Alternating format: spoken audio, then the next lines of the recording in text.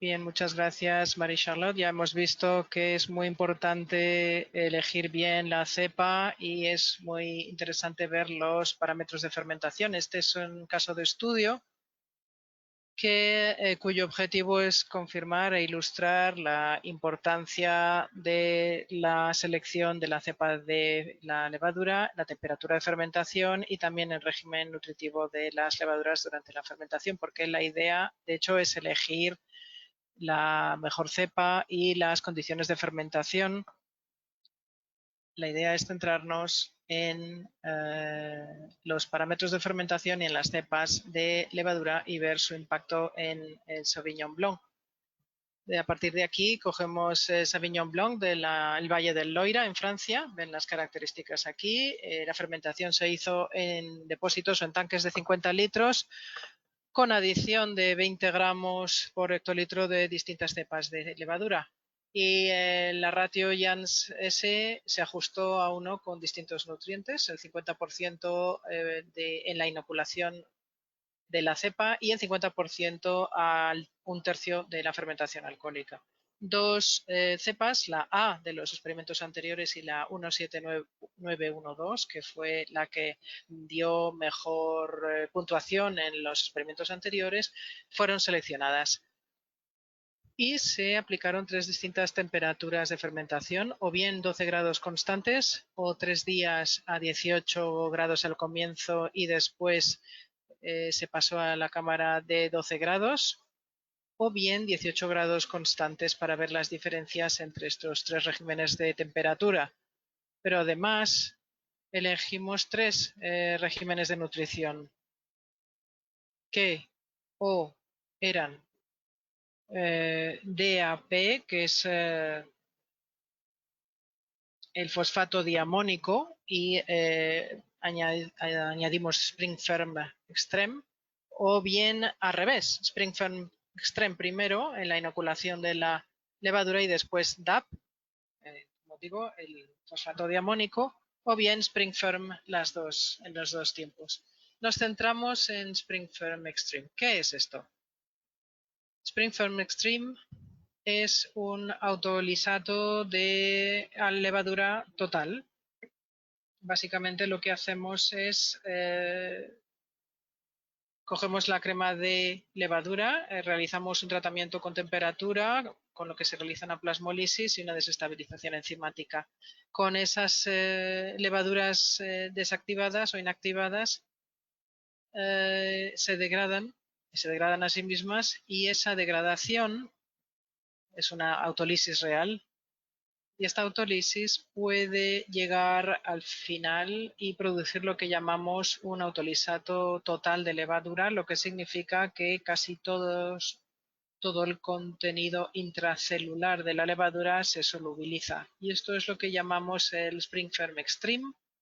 Es una fuente de nitrógeno orgánico, pero también de otros nutrientes como aminoácidos, esteroles, lipidoesteroles, es decir, factores de supervivencia, vitaminas, factores de crecimiento y minerales. Su contenido en nitrógeno disponible es, de hecho, muy bajo si se compara con el amonio fosfato diamónico, el DAP, vemos que tenemos el 21%, pero en el autolisato total de nitrógeno solo tenemos un 3,7%, como ven. No tenemos solamente nitrógeno en el Spring Firm Extreme, tenemos todos los demás nitrógenos. Y por eso, para este experimento, hemos considerado que Spring Firm Extreme contiene el 10% de YAN equivalente según su poder fermentativo. 10% para Spring Firm Extreme y 21% para el DAP, el fosfato diamónico. Resultados. Son interesantes estos resultados. Nos centramos aquí en temperatura. Ven la temperatura a 18 grados o a 12 grados centígrados, o bien a 18 en el comienzo y luego la bajada a la cámara de 12 grados. Y lo que vemos aquí es que entre las cepas tenemos, entre las cepas A y la 17912, los resultados son muy similares. Lo que vemos aquí también es que la fermentación a 12 grados de aquí y la fermentación a 18 y después 12 grados terminaron más o menos al mismo tiempo, a la vez. Y si nos centramos en el régimen de nutrición, vemos la constante de 12 grados, final de la fermentación. Vemos la combinada de 18 y 12 grados y la de 18. Lo que vemos es que, de hecho, tenemos más diferencias a 12 grados que a 18 y 12 o a 18, donde las levaduras están terminando casi todas a la vez, con independencia del régimen de nutrición. Pero aquí a 12 grados constantes vemos que terminamos mejor, con este color claro, que en cada caso es para ambas cepas. Es cuando tienes extreme al comienzo y lo añades al tercio de la fermentación. O sea que aquí con estos nutrientes orgánicos tenemos menos nitrógeno, pero su poder fermentativo hace que la levadura sufra menos estrés.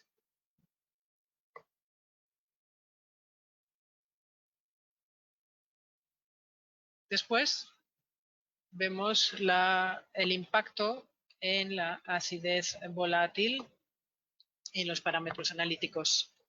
Vemos 12 grados, 18, 12 y 18. Lo que vemos en cuanto a la acidez volátil en esta cepa es muy parecido, casi lo mismo, a la cepa 17912. Lo que vemos, de hecho, es que mientras a medida que vamos aumentando la temperatura, disminuimos la acidez volátil. Pero no hay una gran diferencia dependiendo de los regímenes de nutrición.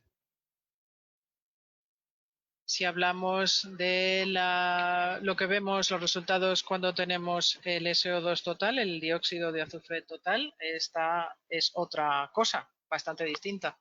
Vemos cómo se comportan la cepa A y la cepa 17912 con 60 ppm y vemos que el perfil es muy distinto. Tenemos también una pequeña diferencia en la adición dependiendo de cuándo se añade Extreme. Cuando se añade parece que hay menos estrés y cuando hay menos estrés hay menos producción. Y después vamos a la parte donde hay mayores alcoholes y ésteres de acetato. Aquí vemos la cepa A la izquierda y la cepa 17912 a la derecha. Lo que vemos es muy diferente, pero yo destacaría cuando vemos las diferencias en los regímenes de temperatura, porque en el isoamilacetato, o el acetato de isoamil, no tenemos impacto de la temperatura. Tenemos una concentración más alta con temperatura más baja o cuando bajamos la temperatura, es decir, limitamos la operación. Si vemos el 2-feniletanol y el acetato, vemos algo interesante. De nuevo, una gran diferencia entre las dos cepas. Pero se producen muchos compuestos de estos a medida que vamos teniendo más temperatura, aumentamos más la producción de feniletanol y también de acetato. Aquí tenemos un poco más de acetato a 18 que a 12 grados porque hemos limitado la operación con la temperatura.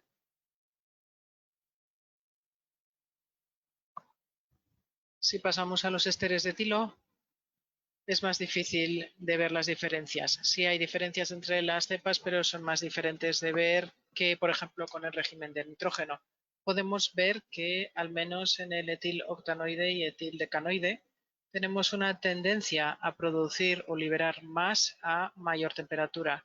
Y esto se podría deber a la longitud de la cadena del octanoato, 8 carbonos, decanoato, 10 carbonos, que pasan mejor a través de la membrana a mayor temperatura, porque hay una mayor permeabilidad que facilita la difusión. Y aún más interesante es lo que pasa con los tioles, el impacto en los tioles. Aquí vemos los 3 tioles, el 3MH, el 3MH acetato y el 4MMP. Ven las distintas cepas. En la 4MMP no se liberó para nada utilizando la cepa A, pero la cepa 17912 sí que liberó tioles. Tenemos una mayor liberación de tioles a mayor temperatura.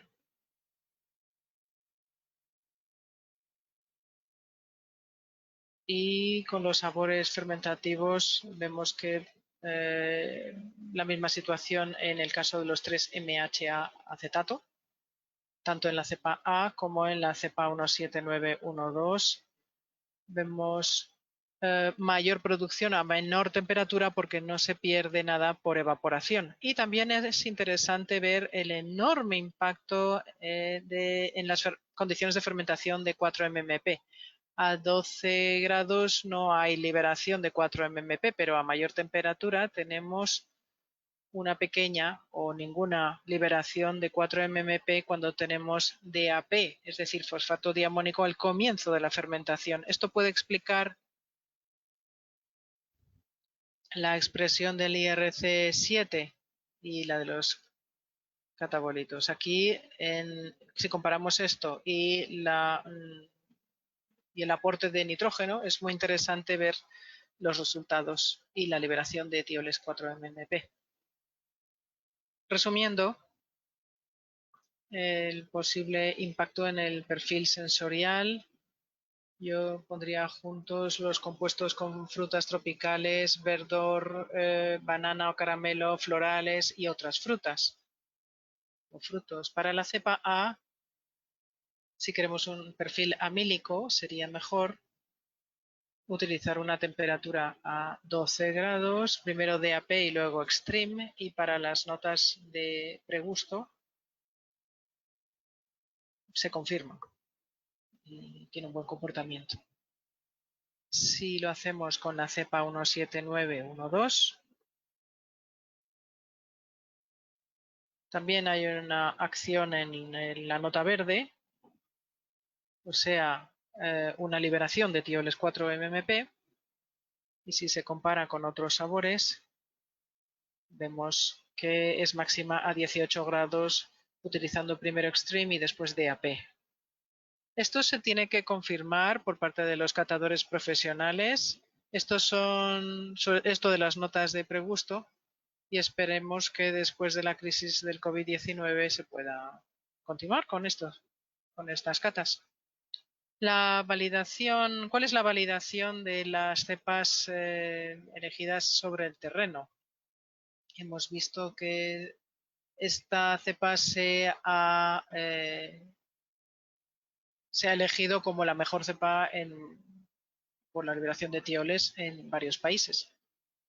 Y esto se clasificó después. Si solamente tienes en un tanque la cepa control que utiliza la bodega y en otro tanque tienes la cepa 17912, al final de la fermentación se comparan los controles de implantación o de implementación, es decir, la recuperación de levadura después de la fermentación, y vemos que la 17912 tiene una tasa de implantación buenísima, así que no hay ningún problema. Después voy a terminar con un ejemplo de resultados. En Sauvignon, de nuevo, en el Valle del Loira, en Francia, Sauvignon Blanc, fermentamos a 17 grados con 20 gramos por hectolitro de levadura. Y esto es lo que obtuvimos al final de la fermentación.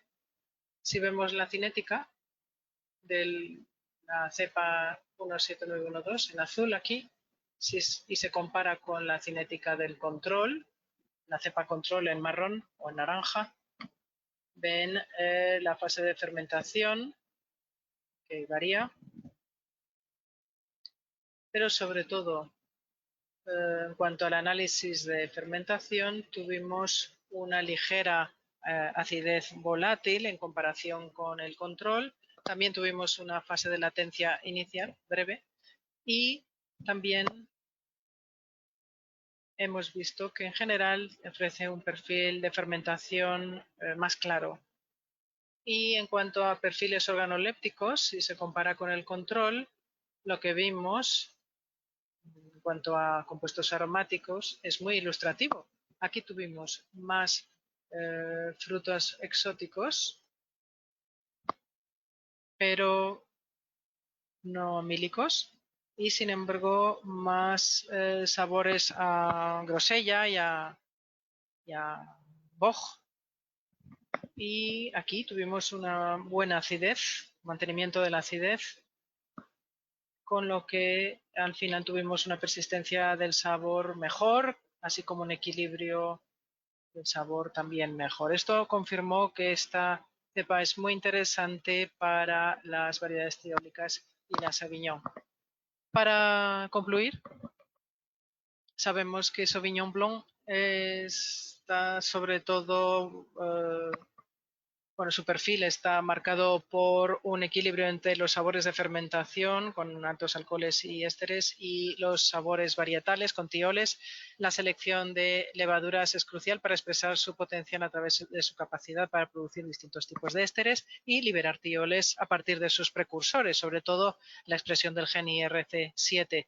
Pero después de la cepa, que es el parámetro más importante, tenemos la temperatura de fermentación, que tiene un impacto muy grande en los sabores. Y lo que vimos es que cuando empiezas a una temperatura alta y después la bajas durante la fermentación, fue como el mejor compromiso en cuanto a liberación, producción y conservación de aromas, porque pones pocos aromas al comienzo y mantienes los aromas al final. Pero tenemos que saber que si hacemos esto es tan lento como la fermentación a baja temperatura. Así que depende de la posibilidad y del escenario que tengas en tu bodega, puede ser un poquito difícil de conseguir. Y después de esto, después de la temperatura, tenemos el efecto de la nutrición. El efecto de la nutrición es bajo, más bajo, por supuesto, pero puede ser drástico. Por ejemplo, en la liberación de 4-MMP hemos visto que un complemento de amonio estaba bajando o incluso bloqueando esta liberación. Y luego vimos que los nutrientes orgánicos bajaban el estrés de la levadura también.